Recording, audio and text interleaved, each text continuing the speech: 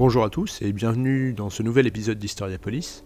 Nouvel épisode qui est aussi le commencement d'une nouvelle série qui fait elle-même partie d'un ensemble de séries qui sera assez long, une dizaine de vidéos au total, je pense, consacrées à l'histoire de l'Italie, des origines à nos jours. Donc autant dire qu'il y a beaucoup à faire. Ces séries ne vont pas se suivre directement les unes après les autres, mais reviendront régulièrement sur Historiapolis, entre d'autres séries consacrées à d'autres sujets. Toujours est-il que cette première série sur l'histoire de l'Italie va être consacrée en 3 épisodes à la Rome antique.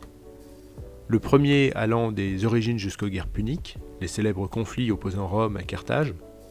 Le deuxième épisode allant des guerres puniques jusqu'à la fin de la République. Et enfin le troisième couvrant la période de l'Empire. Pour cette série, comme pour l'ensemble des séries qui couvriront l'histoire de l'Italie, je vais m'appuyer, comme je le fais à chaque fois, sur un livre principal. Il s'agit d'Histoire de l'Italie, un très gros volume, écrit par l'historien Pierre Milza et paru chez Fayard en 2005. Mais je ferai également référence, bien entendu, à d'autres travaux, car sur ce sujet, il est évident qu'ils sont extrêmement nombreux. Ce premier épisode de l'histoire de la Rome antique ne sera pas en fait limité à l'unique ville de Rome, mais plus globalement aux premières populations qui ont habité l'Italie dès la période du Néolithique. Et on va commencer ce long périple à travers les âges par une description géographique de l'Italie, à partir des écrits de Pline l'Ancien.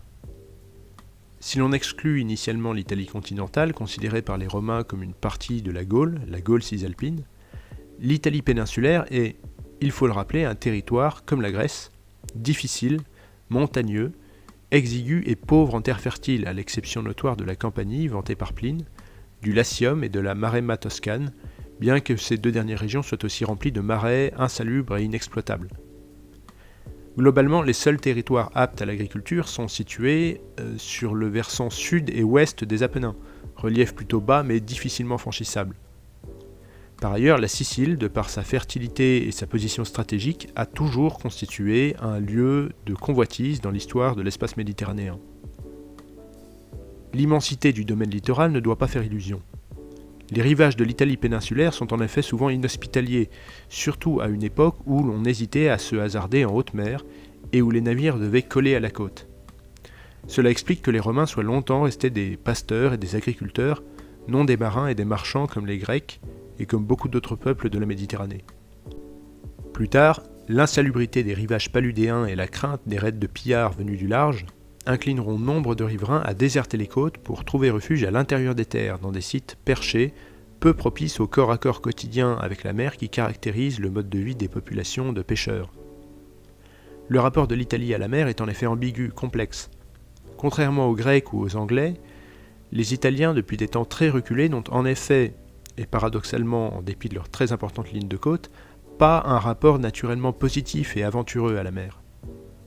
Il y a bien eu quelques grandes aventures maritimes, Gênes et Venise en sont la preuve, mais sûrement pas à la hauteur de ce qu'aurait dû produire un grand pays maritime comme l'Italie.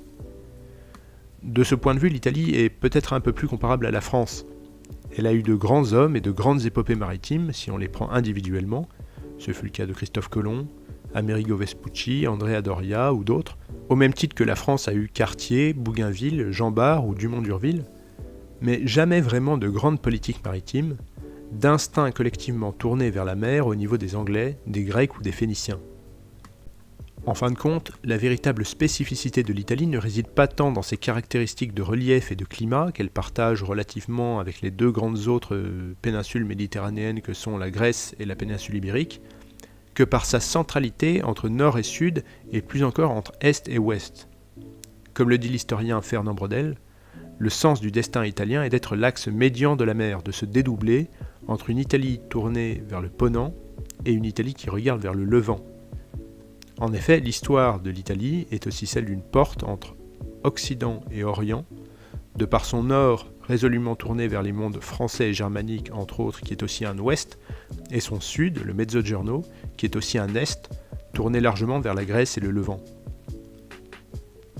Venons-en aux premières populations qui ont habité l'Italie.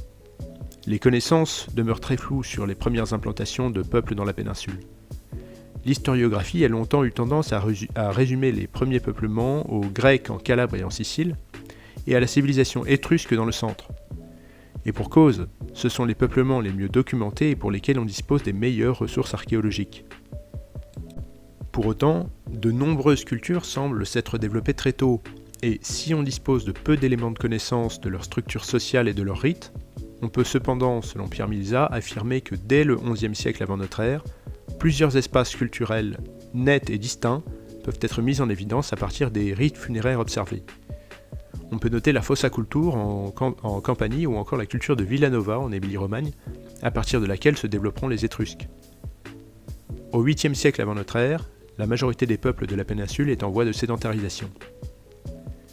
Mais le véritable décollage civilisationnel, si on peut employer ce terme, va avoir lieu indéniablement grâce aux Grecs et aux Phéniciens. Après l'effondrement de l'âge de bronze et de la civilisation mycénienne vers le XIIe siècle avant notre ère, ce sont les Phéniciens qui vont prendre le relais, et dans les premiers siècles du premier millénaire avant Jésus-Christ, créer des comptoirs et des colonies, et surtout répandre l'écriture, d'abord aux Grecs, puis ensuite aux Étrusques, premier peuple proprement italien à l'adopter.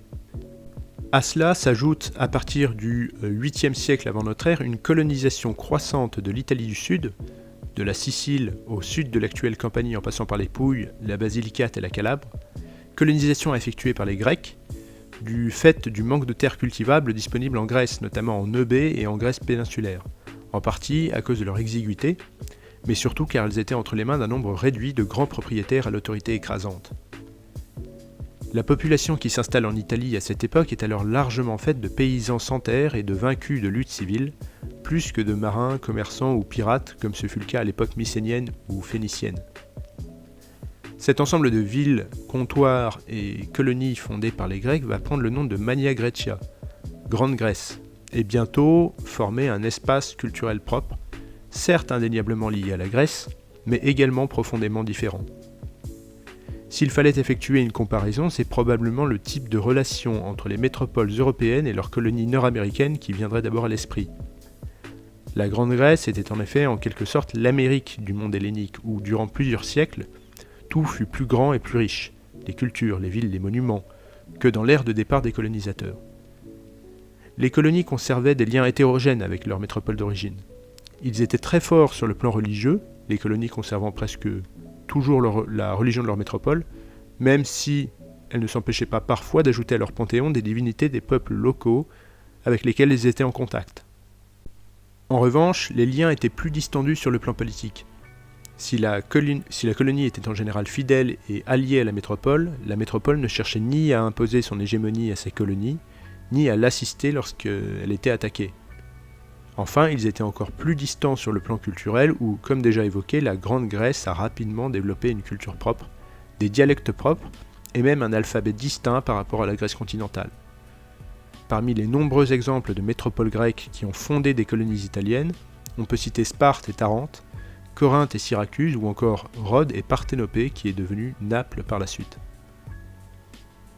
La dite civilisation étrusque s'est probablement développée, bien que les éléments de connaissance soient limités, à partir d'une acculturation par un peuple toscan de culture villanovienne d'éléments orientaux, probablement issus de migrations de colonisateurs d'Asie mineure, ce qui pourrait expliquer le caractère très hétérogène des Étrusques. Sur le plan politico-militaire, la période de domination étrusque de l'Italie, globalement de certains secteurs de la plaine du Pô jusqu'à la Campanie, bien que le cœur soit la Toscane, dure globalement du 8e au 3e siècle avant notre ère, et la prise de Volsini, en actuelle Ombrie, en moins 264 par les Romains, dernière cité étrusque indépendante. Les Étrusques furent alliés aux Carthaginois, mais perdirent peu à peu du terrain face à la montée en puissance de Rome.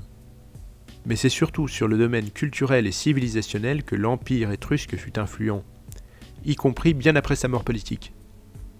À la fois influencé par la Grèce, au niveau artistique, urbanistique et religieux, et par les Phéniciens pour le caractère très sombre, contrairement aux Grecs de leur religion, le monde étrusque va lui-même fournir de nombreux legs à Rome, notamment au niveau de l'organisation sociale avec une société urbaine, d'abord monarchique, puis oligarchique, reposant sur une classe aristocratique très puissante, à la différence que la plèbe romaine fut toutefois beaucoup plus forte que celle des Étrusques dont l'économie reposait beaucoup sur l'esclavage. Il faut d'ailleurs noter que c'est justement de révolte d'esclaves que va mourir le monde étrusque, obligé de faire appel à Rome pour les mater. Par ailleurs, les Étrusques font aussi preuve d'une grande originalité par rapport aux autres peuples italiques de l'époque. On le voit par exemple dans le rapport aux femmes qui ont chez les Étrusques un statut en moyenne beaucoup plus élevé qu'ailleurs. Excellents marins, ils pratiquent massivement la piraterie et dominent longtemps l'entièreté de la mer Tyrrhénienne. Excellents artisans, ils dominent l'une des plus grandes industries métallurgiques de Méditerranée pour l'époque, avec le cuivre toscan, l'étain, mais aussi les mines de fer de l'île d'Elbe. Enfin, ils sont aussi de très bons agriculteurs qui pratiquent l'irrigation et drainent les marécages. En d'autres termes, les Étrusques sont de formidables ingénieurs, et il n'y a aucun doute qu'ils ont eu une très grande influence sur Rome là-dessus. Par ailleurs, il faut ajouter que selon Pierre Milza, c'est en réalité davantage par le biais des Étrusques que l'hellénisme fut transmis aux Romains que par les colons grecs du sud de l'Italie. Au 5e siècle avant notre ère, une poussée celte venant du nord et de l'ouest des Alpes, dépositaire de la culture de l'Athènes, vient s'installer dans la plaine du Pô. Ce sont ces populations que Rome nommera Gaulois cisalpins. Il s'agit de nombreux petits groupes disséminés, encore assez mobiles. On en retrouvera des éléments jusque dans les Pouilles. Société aristocratique fondée sur la possession de la terre, la conduite de la guerre et l'usage du cheval. Fondée selon la légende en 753 avant notre ère, il est probable que Rome, en tant que cité, ait effectivement été créée à cette période, même si le site était déjà habité auparavant. Ce n'était a priori pas un lieu très accueillant. Les terres marécageuses étaient inhospitalières et les montagnes environnantes étaient peuplées de groupes volontiers belliqueux comme les Esques, les Volsques ou encore les Sabins. Mais Rome avait un avantage non négligeable, le Tibre, aux crues violentes mais navigables.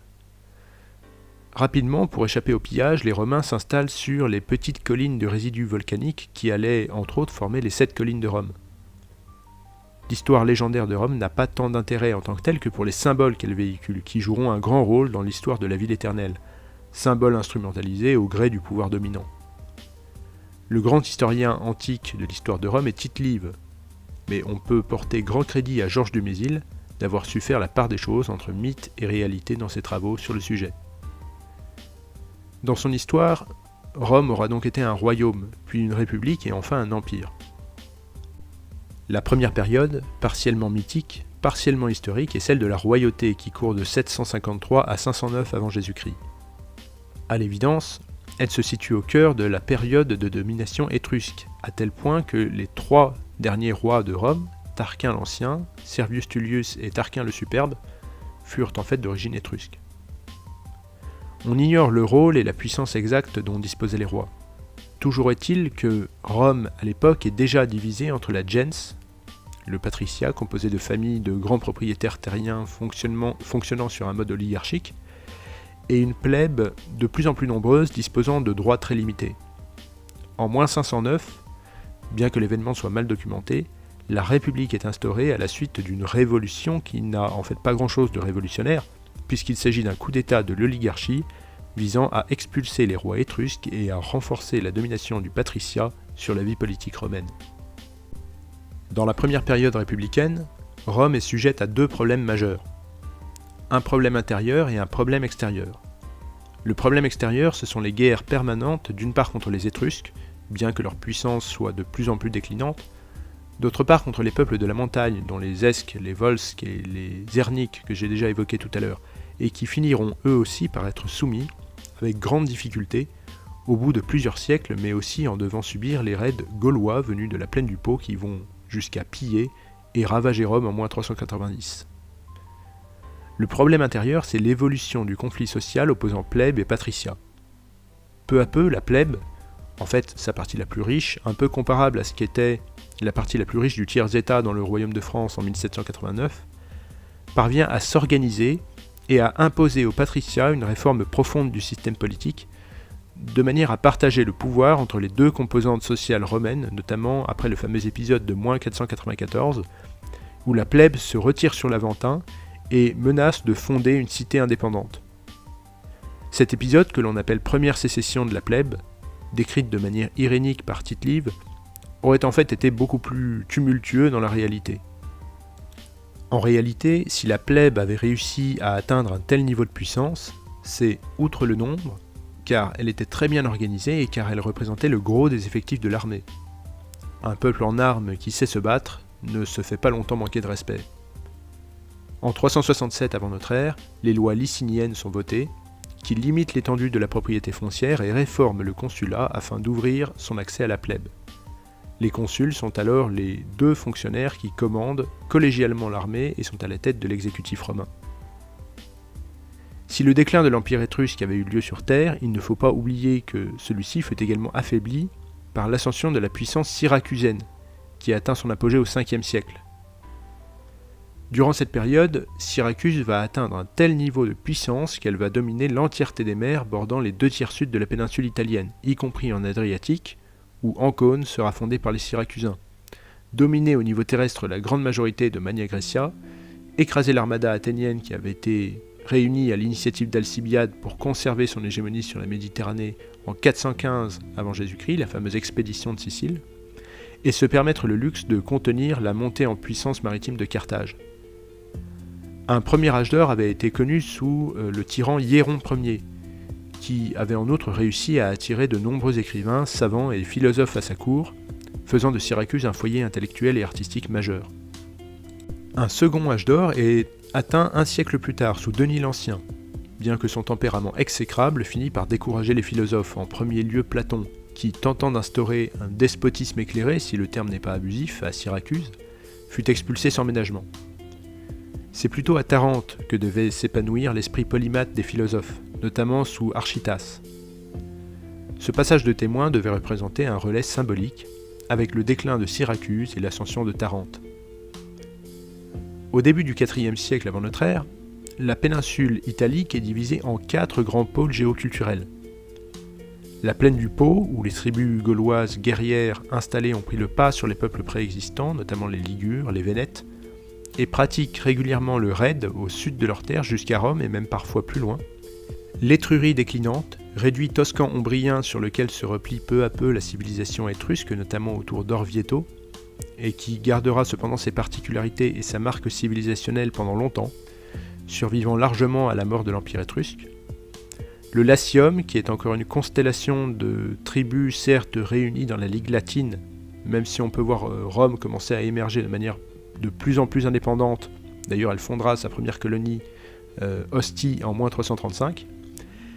Et enfin, la Grande Grèce au sud, foyer de l'hellénisme italique, mais elle aussi très éclatée, entre une partie restée très grecque ou hellénisée, en fait principalement les parties côtières de la ligne Tarente-Syracuse, une partie sous nette domination carthaginoise, donc la Sardaigne et le tiers ouest de la Sicile, domination qui s'accentuera jusqu'au déclenchement des guerres puniques au milieu du IIIe siècle avant Jésus-Christ, et la partie généralement montagneuse de la ligne des Apennins, habitée par les anciens peuples italiques, partiellement hellénisés, mais encore très tribales, pratiquant l'agriculture, descendant parfois des montagnes pour piller ou servir de mercenaires, comme c'est le cas des Lucaniens, des Brutiens ou des Osques, voire de tribus originaires d'Illyrie, dans l'intérieur des Pouilles, comme les Iapiges.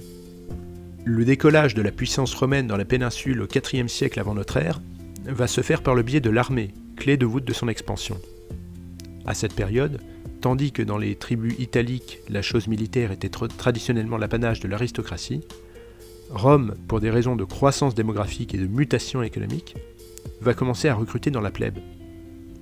Si ce recrutement plus large va obliger la noblesse romaine à faire des concessions à la plèbe et à adopter un modèle social plus égalitaire qu'ailleurs, il va cependant permettre une très puissante homogénéisation du corps social romain par le biais du service militaire, bien que les classes différentes servent dans une certaine mesure dans des unités différentes, et une très forte augmentation des effectifs de l'armée.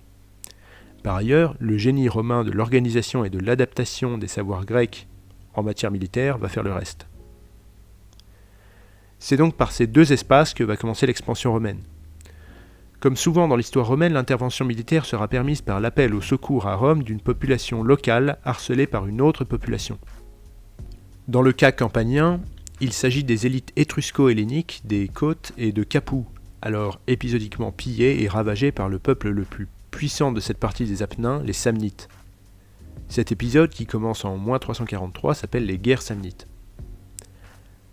À la fin de la première guerre, Rome en profitera pour faire passer la Campanie sous sa domination en échange du droit de cité accordé aux élites de cette région et pour agrandir l'Ager Romanus, le territoire municipal de Rome, au détriment des cités latines qui avaient choisi le mauvais camp. Du milieu du IVe siècle à moins 290, vont s'ensuivre une série de guerres extrêmement violentes complexes et au cours desquels Rome manquera plusieurs fois de ne pas survivre. Sans entrer dans le détail, on peut dire que, au plus fort du conflit, les Samnites, Étrusques et Gaulois seront tous unis et constitueront des forces de plusieurs dizaines de milliers de combattants pour abattre la tyrannie romaine. En dépit de quelques sévères défaites, dont la fameuse et humiliante bataille des Fourches Caudines en -321, Rome va parvenir à mettre en échec tous ses adversaires et à se rendre maîtresse de l'Italie centrale, de la Campanie jusqu'à l'Étrurie. Ces guerres sont fondamentales dans la constitution progressive de la mentalité expansionniste romaine. Passé tout près de la chute, Rome va alors développer par le biais du Sénat une idéologie impérialiste indiquant que toute victoire militaire modifiait l'ordre du monde conquis au profit des Romains. La griserie de la victoire dans une guerre où le rapport de force était initialement en sa défaveur devait porter Rome et ses élites à développer un appât du gain extrêmement vorace. Pierre Milza résume très bien cette évolution. Jusqu'aux guerres samnites, Rome avait essentiellement combattu pour survivre et pour conserver son indépendance dans des conflits qui coûtaient plus cher à la République qu'ils ne lui rapportaient. Ces temps étaient révolus. Désormais, toute guerre victorieuse se soldait par un accroissement sensible de l'ager romanus, par l'acquisition d'un riche butin, par l'imposition aux vaincus d'un lourd tribut. Les yeux devaient alors logiquement se tourner vers la prospère et chaotique Italie du Sud, où, face à la montée en puissance de Tarente, les autres cités se coalisent et appellent Rome à leur secours. Entre 280 et 275 avant Jésus-Christ, devait avoir lieu un conflit majeur en Italie méridionale, appelé guerre de Pyrrhus, ou guerre pyrrhique, dont la configuration opposait trois camps. Rome, alliée à la plupart des villes helléniques du sud et de la Sicile, refusant la domination de Tarente.